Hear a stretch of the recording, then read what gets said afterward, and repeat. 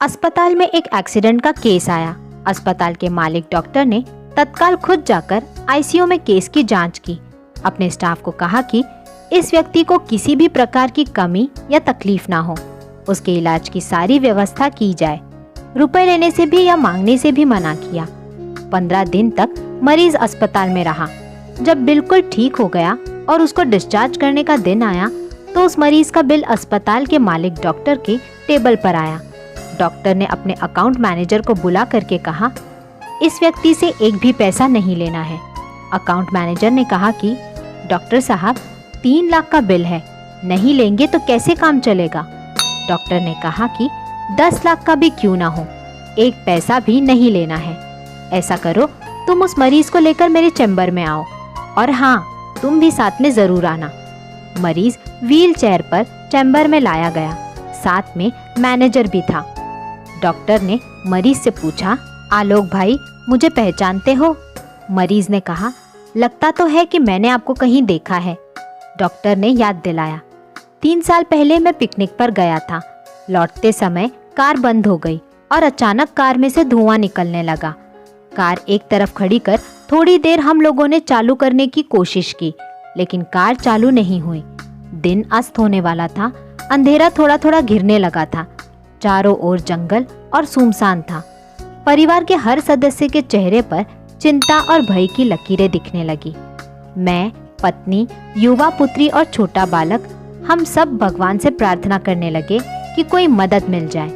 थोड़ी ही देर में चमत्कार हुआ। मैले कपड़े में एक युवा बाइक के ऊपर उधर ही आता हुआ दिखा। हम सब ने दया की नजर से हाथ ऊंचा करके उसको रुकने का इशारा किया। वो तुम ही थे आलोक भाई।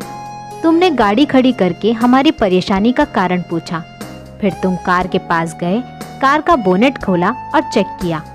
मुझे और मेरे परिवार को ऐसा लगा कि जैसे भगवान ने हमारी मदद करने के लिए तुमको भेजा है, क्योंकि वहाँ बहुत सुनसान था, अंधेरा भी होने वाला था और घना जंगल था। वहाँ पर रात बिताना बहुत मुश्किल था और खतरा भी बहुत था। तुमने हमारी कार चालू कर दी। हम सबके चेहरे पर खुशी की लहर दौड़ गई। मैंने जेब से पर्स निकाला और तुमसे कहा, भाई, सबसे पहले तो तुम्हारा बहुत आभार। रुपया पैसा होते हुए भी ऐसी मुश्किल में मदद नहीं मिलती। तुमने ऐसे कठिन समय में हमारी मदद की। इस मदद की कोई कीमत नहीं है, अमूल्य है। लेकिन फिर भी मैं पूछना चाहता हूँ कि बताओ, कितने पैसे दूँ? उस समय तुमने मेरे से हाथ जोड़कर जो कहा था, वो शब्द मेरे जीवन की प्रेरणा बन गए। तुमने कहा, मेरा नियम और सिद्धांत है कि मुश्किल में पड़े व्यक्ति की मदद के बदले कभी पैसे नहीं लेते। मेरी इस मजदूरी का हिसाब भगवान रखते हैं। एक गरीब और सामान्य आय का व्यक्ति अगर इस प्रकार के उच्च विचार रखे और उनका संकल्प पूर्वक पालन करे तो मैं क्यों नहीं कर सकता। ये बात मेरे भी मन में आई। तुमने कहा कि यहाँ से 10 किलोमीटर आगे मेरा गैरेज है। मैं गाड़ी के पीछे पीछे चल रहा हूँ। गैरेज पर चल करके पूरी तरह से गाड़ी चेक कर लूंगा और फिर आप आगे की यात्रा करें। मैं ना तो तुमको भूला, ना तुम्हारे शब्दों को, और मैंने भी अपने जीवन में वही संकल्प ले लिया। 3 साल हो गए, मुझे कोई कमी नहीं पड़ी। मुझे मेरी अपेक्षा से भी अधिक मिला, क्योंकि मैं भी तुम्हारे सिद्धांत के अनुसार चलने लगा। एक बात मैंने सीखी कि बड़ा दिल तो गरीब और सामान्य लोगों का भी होता है।